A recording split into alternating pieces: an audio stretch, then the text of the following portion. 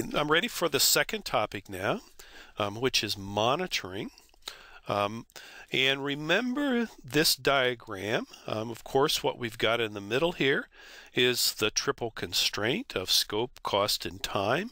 And then quality is often considered as an additional factor. And you've got all of these pressures, all of these risk, things that could happen that are pushing against this triple constraint, or this triangle. They're constraining the implementation and threatening what's being done. So monitoring is really trying to pay attention to what's happening relative to the plan, and it's especially important at the lower level of the log frame hierarchy of objectives, at the output and the activities, and of course the inputs. And then also monitoring the risk is extremely important. One of the tools that I want to look at under monitoring is the work breakdown structure.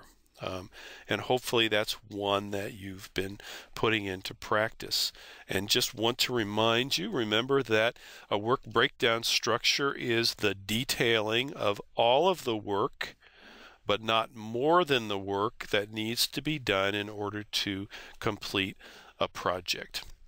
And there are different ways of representing the detail. One of the ways is to use an indented format like this. Another way is to use a graphical format with different levels. And as some of you know, you can convert from one to the other. So the information is the same, but it's just the presentation. But the idea is that the log frame and the proposal and what was done during project identification and design did not provide enough detail to do a good job of implementation.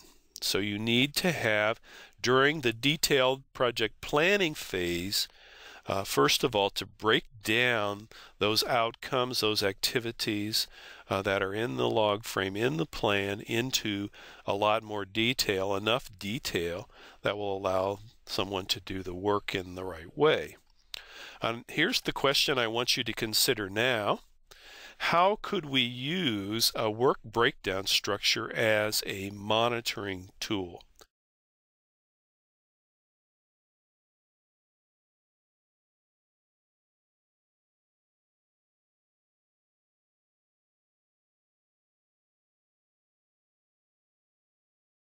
Here are some of the ways that I've identified. First of all, the log frame, which is often part of the proposal, does not provide enough for monitoring. It doesn't provide enough detail. The work breakdown structure provides that detail that's needed to fill in the void.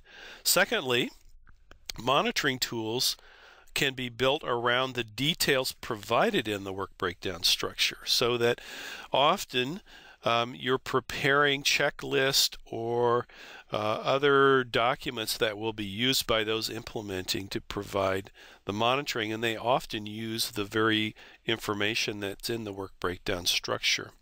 Thirdly, simple monitoring processes can be completed by confirming completion of each unit that has been detailed in the WBS. In other words, the WBS, or the representation of the WBS, especially in a project schedule, which is called a Gantt chart, is a key monitoring tool that's used based upon the detail that comes from the WBS. So the Gantt chart is extremely important. And finally, the work breakdown structure analysis allows more in-depth analysis of the cause of and explanations for identified variances. So remember that there are going to be changes that happen during the implementation, and the work breakdown structure helps to provide more of a detail so that you can see what some of the causes of those changes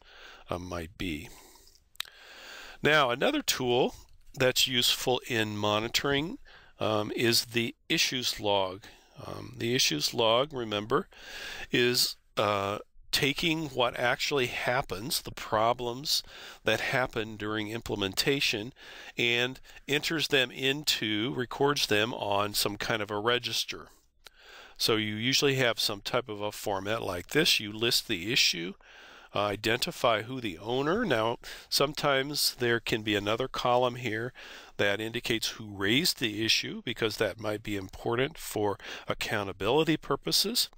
The status is then what is actually happening. This is a description of what the situation currently is, and then this can be updated as the resolution proceeds. A date that the issue was opened, and then once the issue is resolved and closed, you put in the closure date, and then what is the planned resolution or the actual resolution. So that the idea is that issues enter the issue log, they're managed, and then they exit the issues log. So the question I want to ask you is, how could we use the issues log as a monitoring tool?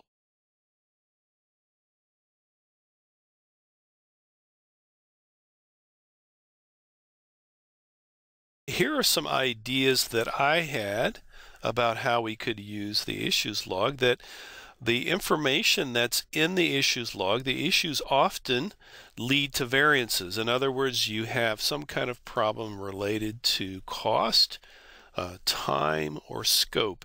It often means that you're either behind schedule, you're under or over budget, and you are not delivering the scope that you intended. So the issues log tells us what some of those differences are.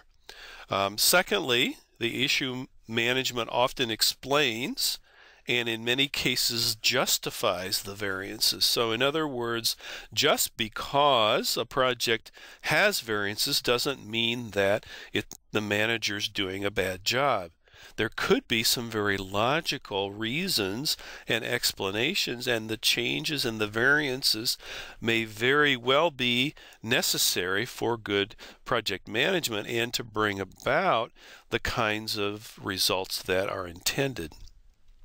Thirdly, changes often result from issue management, and those changes must be represented in the monitoring plans. So that monitoring and evaluation plan that I showed you earlier needs also to be a living document, and the information that will help will help the monitoring people and those that are looking at the processes of monitoring and evaluation closely to keep their plans updated. And finally, monitoring can identify issues that have not yet been logged, alerting the project manager to become more proactive. So the monitoring processes might actually identify some more issues that need to be put into the register or the log and managed. So that's extremely important.